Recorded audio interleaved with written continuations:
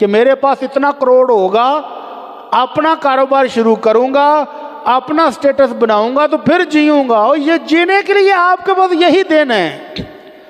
آپ کی زندگی میں سے 15 20 30 50 سال جو گزر چکے وہ گزر گئے، وہ دوبارہ ملنے والے نہیں.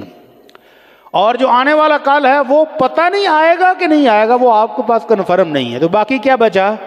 آج کا دن ہے آپ کے پاس، کر لو جو ہو سکتا ہے اور کرنا چاہیے. صحابہ کرام رضوان اللہ اجمعین، جس کے پاس کچھ بھی نہیں تھا وہ منڈی گیا ہے اور اس نے مزدوری کی ہے.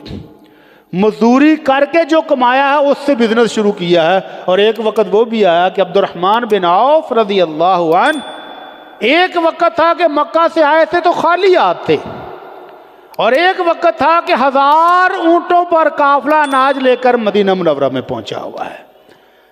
یہ ترقیاں کیسے؟ من